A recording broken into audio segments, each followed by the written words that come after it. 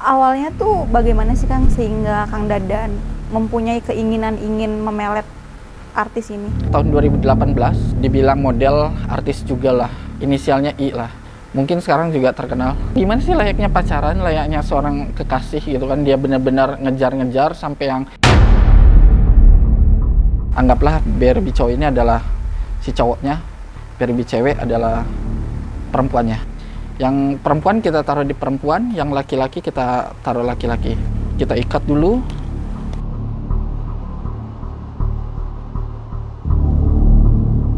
Kita ikat rekat, kita pecahkan dulu. Setelah itu kita siram. Jadi setelah kita mantrai, kita bungkus, kita ikat lagi. Dan ini katanya cuman cukup 3, kaki, kepala, badan, hitungannya ganjil.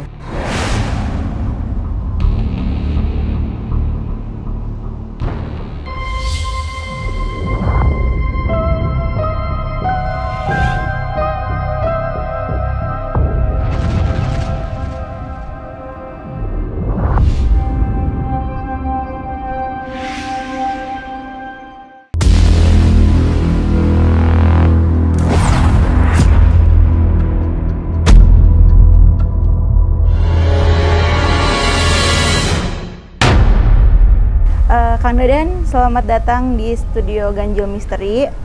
Halo, terima kasih sudah mengundang saya di podcastnya Ganjil Misteri kembali. Oke, Kang Dadan sempat rame nih beberapa pekan lalu ada berita petugas kebersihan di Jakarta dia menemukan sebuah bungkusan yang diduga bungkusan santet, yang dimana isinya itu ada 2 boneka yang dibungkus bersama gitu. Nah, itu tuh apa sih? Kemarin sih sempat rame dan saya juga melihat beritanya antara apakah itu buatan saya sendiri atau kebuatan orang lain. Yang pasti saya memastikan itu buatan orang lain. Saya sendiri juga memang sedikit memahami apa yang diberitakan tersebut, dan mungkin di depan kamera juga ada beberapa boneka Barbie yang secara tidak langsung ini bagian daripada media untuk bisa pelet ataupun santet. Kang, kenapa sih boneka tersebut tuh dibuang ke sungai? Sebetulnya itu tujuannya untuk melarung ya. Melarung itu jadi untuk supaya ada yang dilarung, ada juga yang dipendam. Kalau dilarung berarti menginginkan feng shui-nya lebih bagus, untuk mengharapkan rezekinya lancar dari pasangannya, bisa mengharapkan juga kisah cintanya lebih panjang, supaya energi dari air, Dewi Air, untuk bisa memberikan keberkahan ataupun memperkuat apa yang diritualkan, seperti itu. Katanya ada pantangan-pantangan tersendiri, salah satunya adalah ketika boneka itu ditemukan oleh orang lalu dibuka, santet atau guna-guna itu akan hilang. Akan musnah, ya seperti itu. Jadi akan sirna sebetulnya. Jadi apalagi kalau dilepaskan bagian dari tali pocongnya itu. Nah, mekanisme pembuatan atau ritualnya itu bagaimana sih? Mungkin ada sebuah sesaji yang harus dipersembahkan, atau ada alat-alat khusus, atau minyak apapun itu, apa aja sih? Kalau sesaji sudah pasti ya bagian daripada uparampe. Uparampe itu adalah bagian daripada makanan, jajanan pasar, minyak jin ataupun minyak buhur. Salah satunya yang saya bawa ini salah satu syarat yang kita juga harus siapkan, bagian daripada ritualnya. Kalau yang perempuan, ibarat kata yang minta tolong perempuan, maka ini pakainya Ratu Mesem. Kalau yang laki-laki Semar Mesem. Jadi ada juga yang perempuan yang meminta tolong agar si lelakinya itu agar mencintai kembali utuh dan sangat mencintai lebih dari apapun juga. Itu ada seperti itu. Dan begitupun laki-laki. Jadi mengharapkan wanitanya lebih manut, lebih tunduk, dan lebih sayang sama dia. Intinya ada beberapa hal yang mereka takutkan adalah ditinggalkan pasangan. Itu sih pada intinya. Jadi ataupun ada pantangan ataupun dari yang dilakukan, ada beberapa pantangan sih. Salah satunya bisa dari makanan. Dari makanan sesuatu yang dibakar itu lebih baik dihindari selama melakukan proses ritual seperti itu. Dan yang keduanya bisa melakukan tidak boleh melewati jemuran, salah satunya sih. Terus yang utamanya adalah tidak boleh hadir ataupun datang ke tempat satu daerah kota tertentu lah, yang kita bilang jangan di dua pasangan ini jangan sampai ke kota itu gitu loh, ataupun ke tempat yang menurut kita itu pasti akan memudarkan kekuatan yang kita buat. Oke Kang, mungkin ritualnya tuh ada hari-hari khusus kah atau? Kalau hari-hari khusus yang pasti ada ya, yang terutamanya adalah hari naas. Hari naas dari pasangan salah satunya kita harus nyari titik lemah, nyari hari naasnya dari pasangannya tersebut. Jadi agar untuk lebih memudahkan target agar lebih masuk apa yang kita lakukan gitu sih. Mungkin pembuatan si boneka ini tuh bagaimana? Kalau untuk pembuatannya sendiri kan kita ada, kebetulan saya sudah bawa. Yang pasti saya meminta salah satunya adalah foto. Ini syarat mutlak yang harus saya minta, foto. Dan yang kedua biasanya rambut salah satu pasangan. Jadi saya butuh media seperti itu. Kenapa mesti butuh itu? Untuk mendeteksi target, untuk supaya tidak salah sasaran. Karena jin itu hampir seperti anjing, mengendus dari bau ataupun dari aroma dari target. Itu salah satunya. Jadi kita pakai medianya pasti apa ya, Barbie yang cowok. Kita anggaplah Barbie cowok ini adalah si cowoknya, Barbie cewek adalah perempuannya. Oke. Sedikit unik ya Kang, di situ ada beberapa raja yang dibuat di bawah badannya. Betul, karena bagian daripada hodam untuk masuk ke bagian manekin ataupun Barbie yang sudah ada. Jadi tulisan raja inilah bagian daripada mantra ataupun bagian daripada hodam masuk ke dalam Barbie ini. Namun kan nanti boneka ini akan dilarung ya? Berarti nanti kalau misalkan bisa dilarung, bisa dipendem. Kalau dipendem itu lebih cenderung supaya lebih apa ya, lebih kuat aja sih, lebih kuat dan lebih tidak viral mungkin. Ada juga bisa dilarung itu supaya lebih kekuatannya lebih bagus, karena untuk supaya Dewi Kerejekian, Dewi penguasa sungai itu lebih cenderung ke Feng Shui sih. Kalau dilarung ke air itu lebih kuat. Oke Kang, berarti Kang Dadan ini lebih menyarankan dilarung dibandingkan ditanam? Ya, kalau ditanam itu si target itu bisa juga dihantuin sama makhluk halus. Jadi lebih kuat sih, maksudnya nanti lebih merongrong. Takutnya yang dikhawatirkan adalah kegilaan yang terlalu mendalam. Akhirnya terlalu gila banget, mencintai terlalu gila gitu. Jadi kalau bisa kemungkinan kan kalau dilarung itu bisa suatu saat kalaupun dia sudah tidak suka ataupun dia mungkin sudah bosan, bisa lepas dengan sendirinya gitu sih.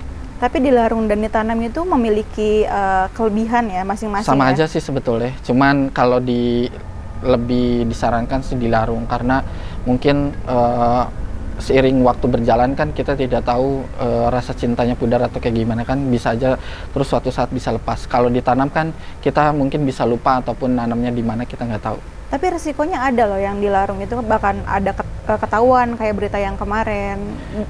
Kalau dibandingkan ditanam kan udah permanen di situ Kang. Yang penting kan nggak dikasih nama. Kalau dikasih nama pasti akan di searching, mungkin di Google ataupun di pencarian di Facebook ataupun di Instagram. Ini kan di sini kan ada foto laki-laki dan foto perempuan. Si perempuan ini kan sudah terlalu mencintai laki-laki lah. Cara tidak langsung nih si laki-laki ini udah terlalu jauh untuk mencintai wanita ini. Tapi tiba-tiba dia meninggalkan. Habis mani sepah dibuang lah. Jadi istilahnya tuh kan secara tidak langsung wanita ini tuh menuntut haknya dan menuntut untuk supaya laki-laki itu mau bertanggung jawab. Jadi ya secara tidak langsung ya kita bantulah. Kita juga melihat dulu sejarahnya ataupun cerita dari si klien yang kita dimintain tolong. Jadi kita yang perempuan kita langsung ritual ya. Kebetulan saya ada kita bawa. Yang perempuan kita taruh di perempuan, yang laki-laki kita taruh laki-laki. Jadi setelah ini sudah siap, kita ikat dulu. Kita ikat rekat.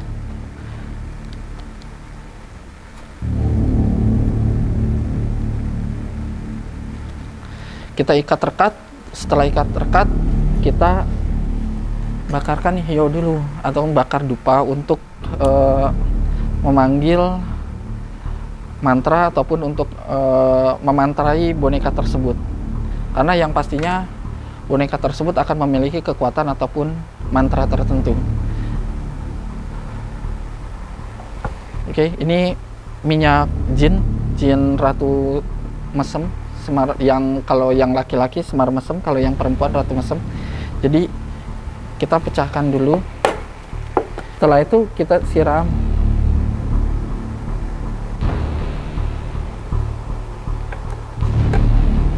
Tujuan penyiraman ini tuh sebetulnya untuk lebih meresap dan untuk bisa masuk apa yang kita mantrai ataupun kita doain. Jadi setelah kita mantrai, kita bungkus, kita ikat lagi. Dan ini katanya cuman cukup 3. Kaki, kepala, badan, tengah. Hitungannya ganjil. Oke, Kang. Setelah ini selesai nih, menjadi sebuah replika pocong. Setelah itu apa yang akan dilakukan, Kang? Dimantrai dan didoai. Setelah dimantrai, setelah kita kasih mantra,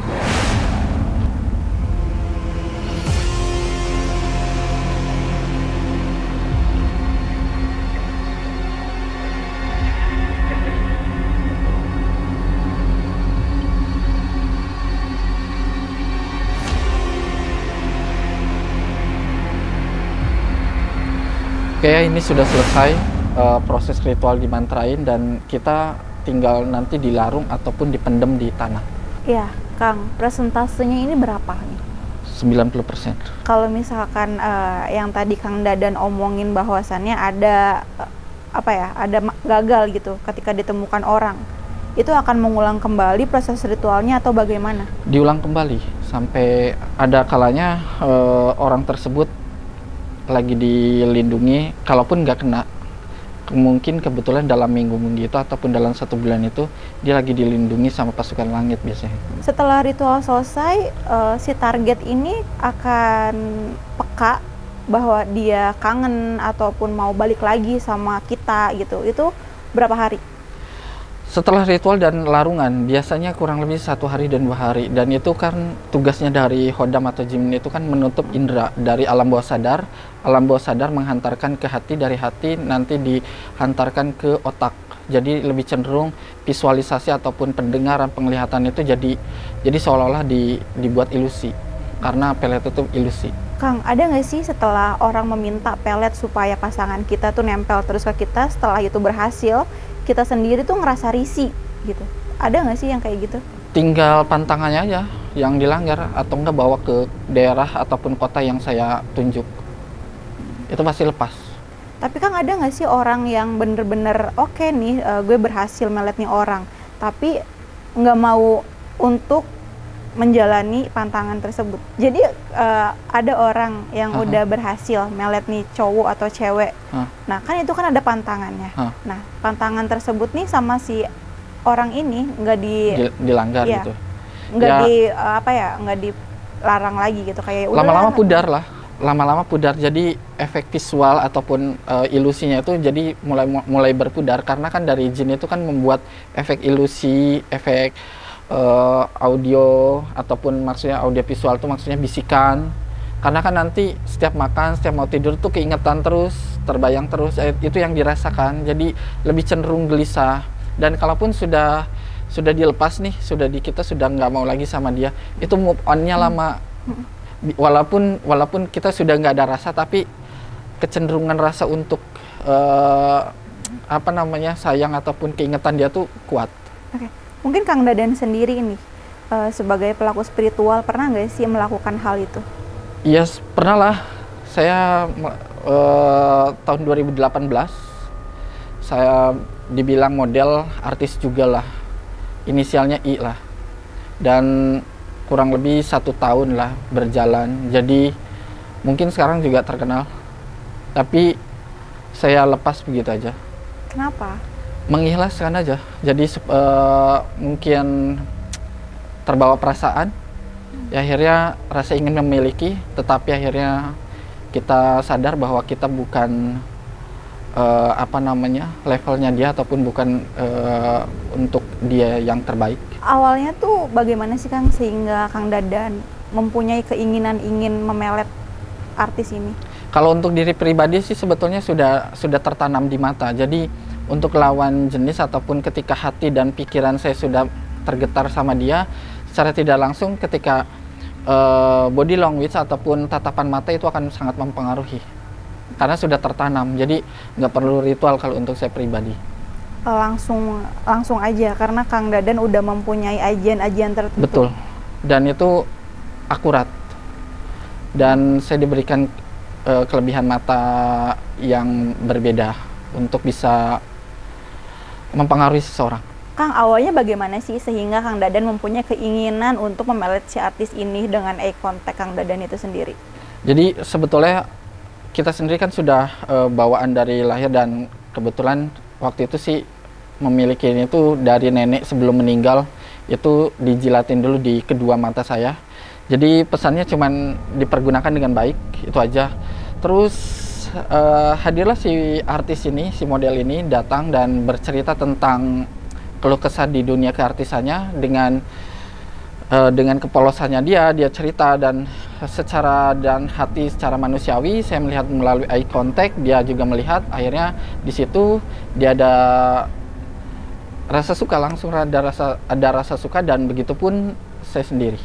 Dan setelah selang dari 1 hari itu dia terus melakukan intens komunikasi sih.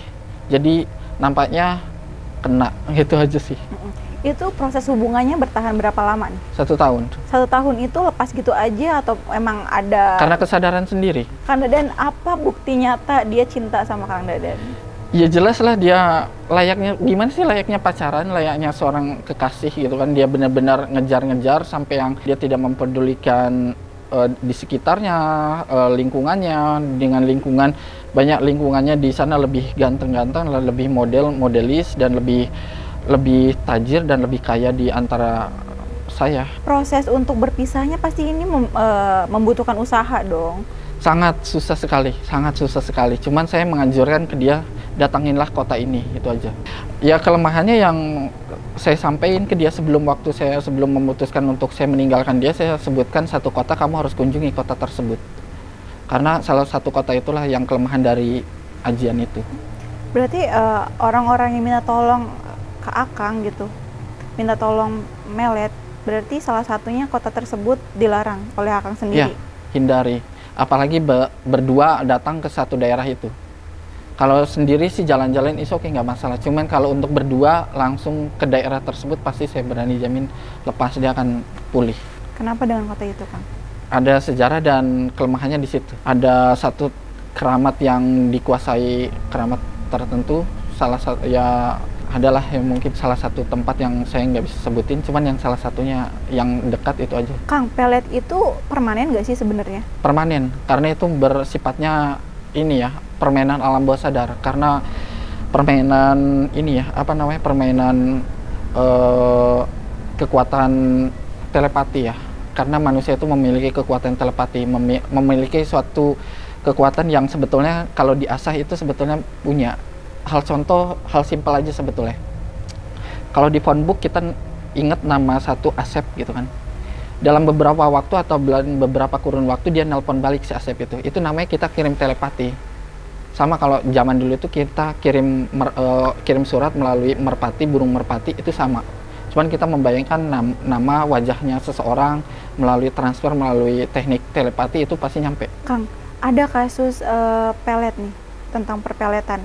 Ketika misalkan aku melet cowok aku, nah enggak sampai target nih, namun akunya sendiri yang tergila-gila gitu. Itu gimana sih? Maksudnya penjelasannya? Ya kalau sampai kamu tergila-gila, lebih baik dia yang tergila-gila. Karena sebagai wanita itu kamu harus tetap mempertahankan kodrat kemarwahan, ataupun ya kodratnya wanita itu harus benar-benar dipuja, disanjung, dan dihormati. Enggak, apakah itu ada salah dengan ritualnya atau bagaimana? Enggak juga. Berarti kamu terlalu baper sama dia. Iya Kang, jadi ada orang bilang ya, kalau misalkan kamu nggak kuat gitu, kamu akan kena sendiri dengan perbuatan kamu. Itu kalau dalam kalau dalam agama lain itu disebutnya penyakit tulah ya, ataupun yang kita kenal itu penyakit ain. Mungkin kebetulan target lagi dilindungi oleh pasukan langit atau yang disebut para malaikat gitu lah. Itu sih menurut saya. Kang, ada juga pelet tuh harus di recharge gitu. Ada memang seperti itu. Tapi yang lebih terpentingnya adalah lebih kuatnya lebih baik puasa sendiri sih. Bukannya pelet ini merugikan satu pihak? Iya memang, tetapi kalau yang satu pihaknya sendiri menganggap kita hina, menganggap kita sampah, dan dihinakan lebih daripada hina, it's okay. Kang, pelet itu melulu soal cinta atau balas dendam atau apa? Macam-macam, lebih cenderung, ya menurut saya melihat dari kasusnya dulu sih sebetulnya. Kalaupun memang lebih cenderung merugikan si wanitanya ataupun pasangannya, lebih menyakitkan, kita harus memberikan apa ya istilahnya tuh, kasihilah orang yang pernah kamu kasihi, itu aja sih. Bagaimana rasanya gitu aja sih. Apa yang melunturkan pelet itu sendiri?